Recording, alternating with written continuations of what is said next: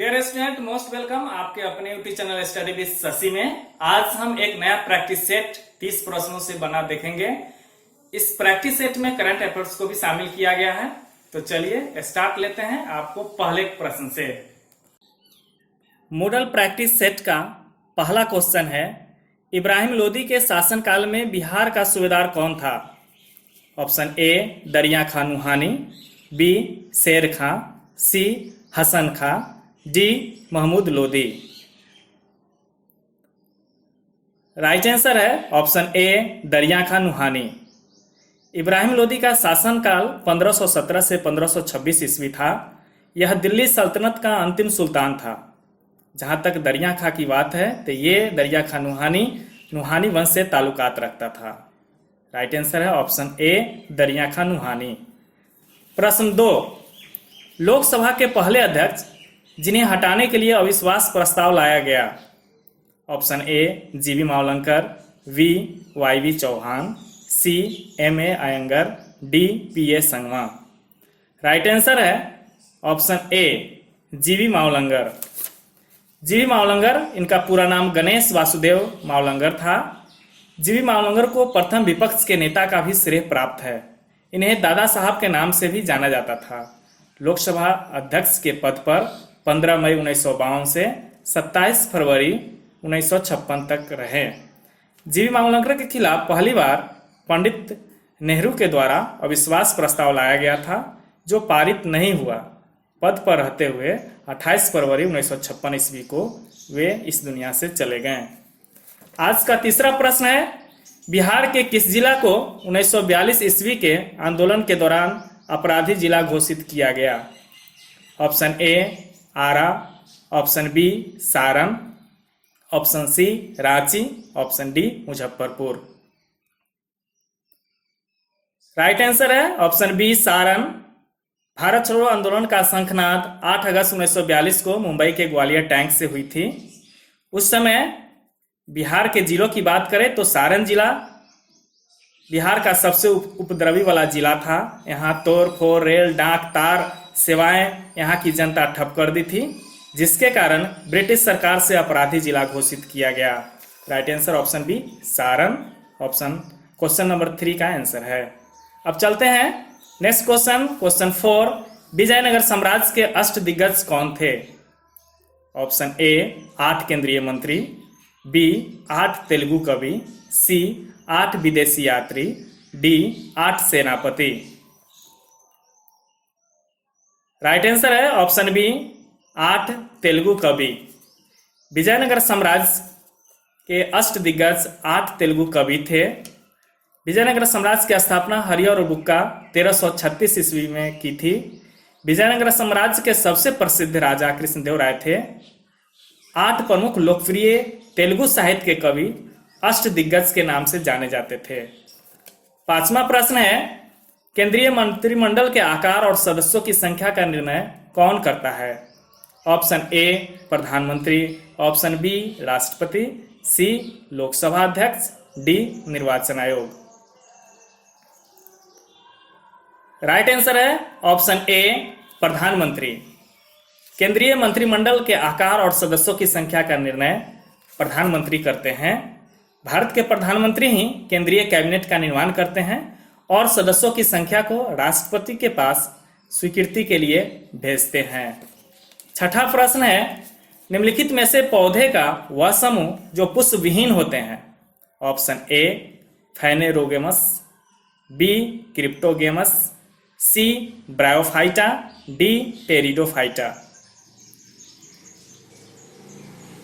Right answer है option B cryptogams. Cryptogams पौधे का समूह पुष्पहीन गैर बीज वाले पौधे होते हैं। इस समूह के पौधे को 1883 में A.W. इसलर ने विभाजित किया। साथ ही दूसरा समूह के पौधों जिसको फेनेरोगमस कहते हैं, ये भाग A.W. इसलर ने ही बांटा और ये अधिक बीज वाले पौधे के बीज का उत्पादन करते हैं, फेरोरोगेमस। और क्रिस्टोगेमस ये पुष्पविहीन और गैर बीज वाले पौधे होते हैं। आज का 7वां प्रश्न है, चामरग्राही याक्षिणी की मूर्ति जो पटना संग्रहालय में सुरक्षित है किस स्थान से प्राप्त हुई थी? ऑप्शन ए दीदारगंज से, बी सुल्तानगंज से, डी राजगिरी से, सी राजगिरी से, डी वैशाली से।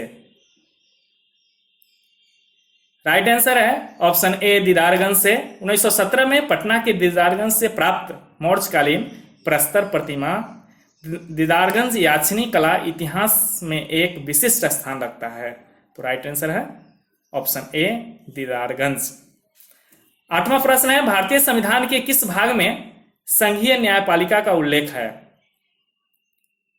ऑप्शन ए भाग 2, ऑप्शन बी भाग 3, ऑप्शन सी भाग 4, ऑप्शन डी भाग 5। राइट आंसर है ऑप्शन डी भाग 5। भारतीय संविधान के भाग 5 में संघीय न्यायपालिका का उल्लेख है। अनुच्छेद की बात करें तो यह अनुच्छेद 124 से 147 तक में संघीय न्यायपालिका का वर्णन है। भारतीय संविधान के भाग 5 के अध्याय 4 में संघ की न्यायपालिका का उल्लेख है। अब लेते हैं क्वेश्चन नंबर 9। ऑक्टोपस के खून का रंग कैसा होता है? ए लाल, बी काला, सी पीला, डी नीला। राइट आंसर है ऑप्शन डी नीला। ऑक्टोपस यानी कि अष्टबाहु यह मोलास्का संघ का एक समुद्री प्राणी है। इसे रात्रिचर जीव को डेविल फिश भी कहते हैं। इस संघ में घोंघा, सीप, संघ इत्यादि जीव भी आते हैं। तो राइट आंसर है ऑप्शन डी नीला। 10वां प्रश्न है, वह तिब्बती लेखक जिसने कंगयूर और तंगयूर नामक ग्रंथ की रचना की और भारतीय इतिहास की जानकारी दी? ऑप्शन ए इत्सिंग, बी चाओ जू कुआ, सी सुंगयुन, डी तारानाथ। राइट आंसर है ऑप्शन डी तारानाथ। तारानाथ तिब्बती बौद्ध धर्म के जोनांग स्कूल का एक लामा था। उन्हें व्यापक रूप से इनका सबसे उल्लेखनीय विद्वान और प्रतिपादक माना जाता है। इन्होंने कई प्रसिद्ध पुस्तकों की रचना की। 11वां प्रश्न है, भारत की नागरिकता निम्नलिखित में से किस प्रकार से प्राप्त की जा सकती है? ए जन्म से, बी वंशानुक्रम से, सी देशीकरण से, डी उपयुक्त सभी से। राइट आंसर है ऑप्शन डी उपयुक्त सभी से। जन्म से, वंशानुक्रम से, देशीकरण से, ये उपयुक्त सभी से भारत की नागरिकता प्राप्त की जा सकती है। भारत का संविधान लागू होने यानी कि 26 जनवरी 1950 के बाद भारत में जन्मा कोई भी व्यक्ति जन्म से भारत का नागरिक है। इसके लिए एक और प्रावधान के अंतर्गत 1 जुलाई 1987 के बाद भारत में जन्मा कोई भी व्यक्ति भारत का नागरिक है यदि उसके जन्म के समय उसके माता या पिता या दोनों में से कोई एक भारत के नागरिक हो। अनुच्छेद 5 में यह भी वर्णित है कि संविधान लागू होने से पहले 5 साल तक भारत में रहा हो वह भी भारत के नागरिकता का हकदार है। नेक्स्ट क्वेश्चन लेते हैं 12। हर्षवर्धन के द्वारा प्रत्येक 5 वर्ष पर कहाँ महामुक्ष परिषद का आयोजन किया जाता था? A Ujjain, B Kannauj, C Pataliputra, D Prayag. Right answer है ऑप्शन डी प्रयाग। हर्षवर्धन का शासनकाल 606 से 647 ईस्वी तक था। ये भारत के अंतिम हिंदू सम्राट माने जाते हैं। इन्हीं के शासनकाल में चीनी यात्री ह्वेनसांग भारत आए थे। नेक्स्ट क्वेश्चन लेते हैं क्वेश्चन 13। 13वां प्रश्न है, भारत की जनसंख्या की दशकीय वृद्धि सर्वाधिक रही? ऑप्शन ए 1951 से 61 के दौरान, ऑप्शन बी 1981 से 91 के दौरान, ऑप्शन सी 1971 से 81 के दौरान, ऑप्शन डी 2001 से 2011 के दौरान। राइट आंसर ऑप्शन सी 1971 से 1981 के दौरान भारत की जनसंख्या की दशकीय वृद्धि सर्वाधिक रही, ऑप्शन सी। और इसमें जो दशकीय वृद्धि दिखाई गई है सभी ऑप्शनों में लगभग 24% निम्नलिखित दशकीय वृद्धि में सर्वाधिक ऑप्शन सी 1971 और 81 के दौरान जनसंख्या वृद्धि रही। 14वां प्रश्न है, जनवरी 2002 में 9वीं महिला विज्ञान कांग्रेस का आयोजन कहाँ किया गया? ऑप्शन ए अहमदाबाद में, बी बेंगलुरु में, सी भुवनेश्वर में, डी लखनऊ में। राइट आंसर है ऑप्शन बी बेंगलुरु। यहाँ जनवरी 2020 में 9वीं महिला विज्ञान कांग्रेस का आयोजन किया गया और यहीं पे इंडियन साइंस कांग्रेस का भी आयोजन हुआ था। तो राइट आंसर है ऑप्शन बी बेंगलुरु। 15वां प्रश्न है, कोलकाता पोर्ट ट्रस्ट को नया नाम प्रदान किया गया है। आपको बताना है इस ट्रस्ट का नया नाम। ऑप्शन ए है Subhash Chandra Bose port trust, B गुरुदेव रविन्द्रनाथ टैगोर पोर्ट ट्रस्ट, सी श्यामा प्रसाद मुखर्जी पोर्ट ट्रस्ट और D Shri Aurobindo Ghosh port trust. Right answer है ऑप्शन सी श्यामा प्रसाद मुखर्जी पोर्ट ट्रस्ट। आज का 16वां क्वेश्चन है, भारतीय नौसेना में शामिल प्रथम नाभिकीय पनडुब्बी का नाम क्या था। Option A Gangotri, option B Nag, C Chakra, D Agni. Right answer है ऑप्शन ए गंगोत्री। भारतीय नौसेना में शामिल प्रथम नाभिकीय पनडुब्बी का नाम गंगोत्री था, जबकि भारत की पहली स्वदेशी परमाणु पनडुब्बी की बात करें तो वो आईएनएस अरिहंत है। 17वां प्रश्न है, निम्नलिखित में से किस नदी का परिवर्तित नाम अब सरयू हो गया है। ए घाघरा नदी, बी शारदा नदी, सी जमुना नदी, डी चंबल नदी।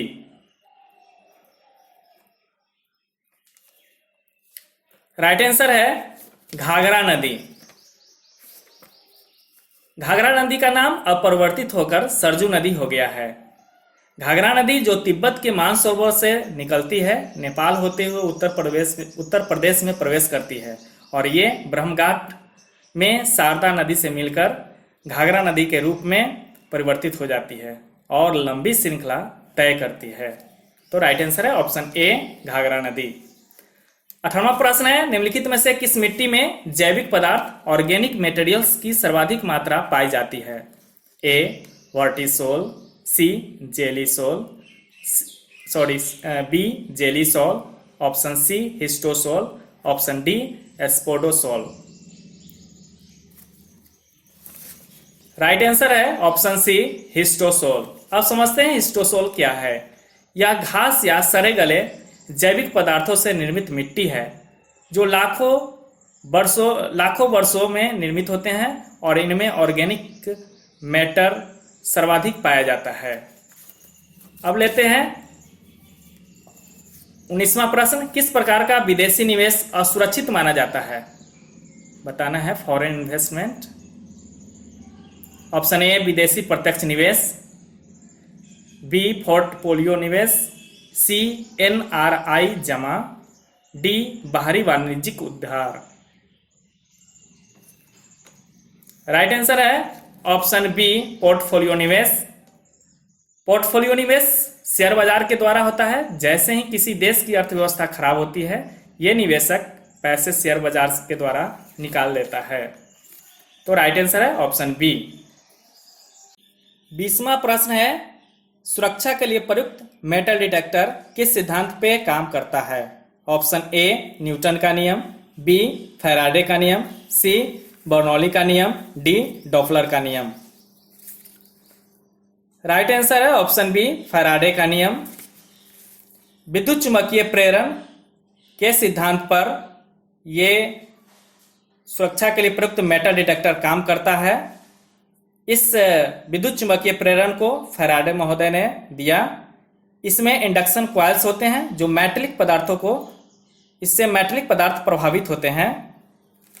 नेक्स्ट क्वेश्चन लेते हैं 21, सर्वोच्च न्यायालय किस परिस्थिति में रिट जारी कर सकता है। ऑप्शन ए नागरिकता कानून के प्रवर्तन के लिए, बी मूल अधिकारों के प्रवर्तन के लिए, सी उपरोक्त दोनों, डी इनमें से कोई नहीं। राइट आंसर है ऑप्शन बी मूल अधिकारों के प्रवर्तन के लिए। यह अधिकार है सर्वोच्च न्यायालय को कि वो इस परिस्थिति में रिट जारी कर सकता है। सर्वोच्च न्यायालय केवल मौलिक अधिकारों के उल्लंघन के मामले में ही राज्य के खिलाफ बंदी प्रत्यक्षीकरण की रिट जारी कर सकता है, जबकि उच्च न्यायालय अवैध रूप से या मनमाने ढंग से हिरासत में लिए गए किसी भी आम नागरिक के खिलाफ भी यह जारी कर सकता है। 22वां प्रश्न है, द्वंद्व न्याय शब्द किसका संकेत करता है। ए सैद्धांतिक संघर्ष, बी विरोधियों का एकीकरण, सी तर्क वितर्क तथा चर्चाओं के बाद सत्य का पता लगाना, डी भौतिकवादी निर्णय। राइट आंसर है ऑप्शन ए सैद्धांतिक संघर्ष। द्वंद्व न्याय सैद्धांतिक संघर्ष शब्द का संकेत करता है। 23वां प्रश्न है, मदुरई तक सफलतापूर्वक बढ़ने वाला दिल्ली का जनरल कौन था? ए खिज्र खां, बी मोहम्मद गोरी, सी मलिक कफूर, डी मोहम्मद बिन तुगलक। राइट आंसर है ऑप्शन सी मलिक कफूर। मलिक कफूर दिल्ली सल्तनत के शासक अलाउद्दीन खिलजी का गुलाम जनरल था। अलाउद्दीन की सेना के कमांडर के रूप में कफूर ने 1306 में मंगोल आक्रमणकारियों को हराया था। 24वां प्रश्न है, वह पदार्थ जो क्लोरीन के साथ अभिक्रिया कराने पर ब्लीचिंग पाउडर उत्पादित करता है? ए बिना बुझा चूना, बी बुझा चूना, सी चूना पत्थर, डी जिप्सम। राइट आंसर है ऑप्शन ए बिना बुझा चूना। इसको कैल्शियम ऑक्साइड कहते हैं। जहां तक ब्लीचिंग पाउडर के रासायनिक सूत्र की बात है तो इसका रासायनिक सूत्र कैल्शियम हाइपोक्लोराइट होता है।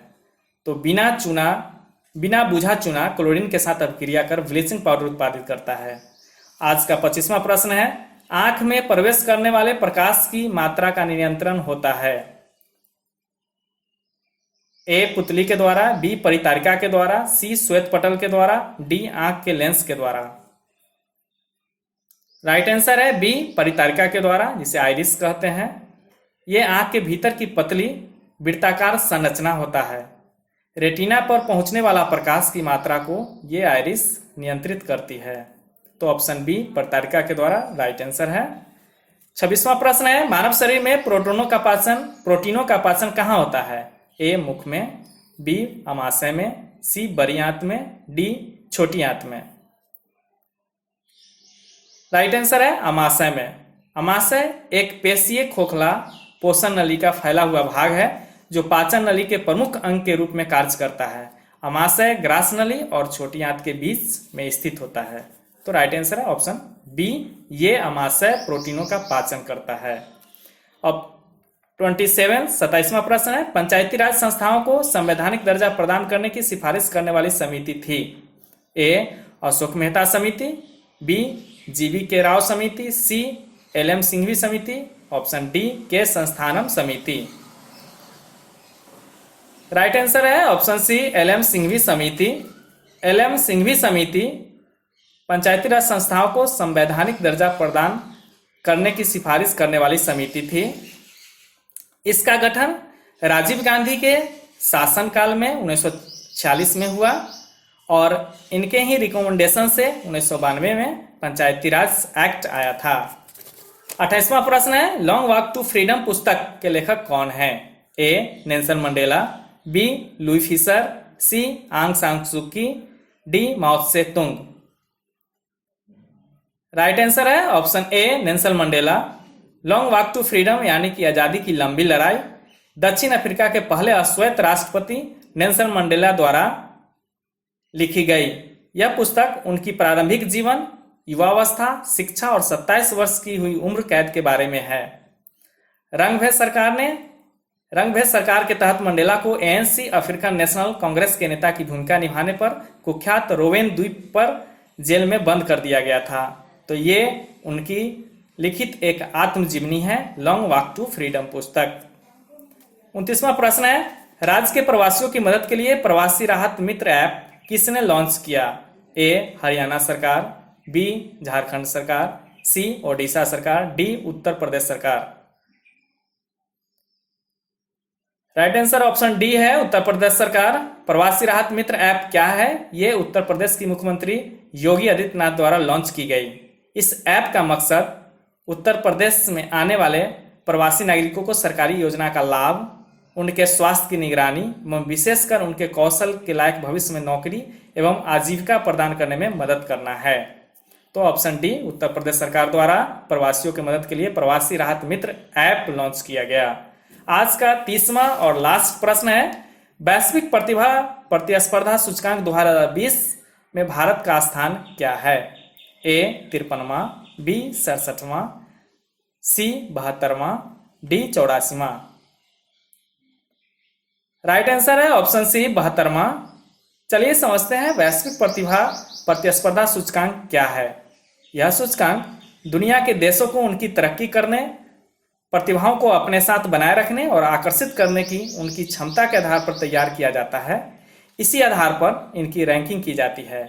वैश्विक प्रतिभा के मामले में प्रतिस्पर्धा को मापने वाले सूचकांक में दुनिया के 132 देशों को शामिल किया गया, जिसमें शीर्ष स्थान पर स्विट्जरलैंड, दूसरा स्थान अमेरिका और तीसरा सिंगापुर है। भारत का स्थान 72वां है।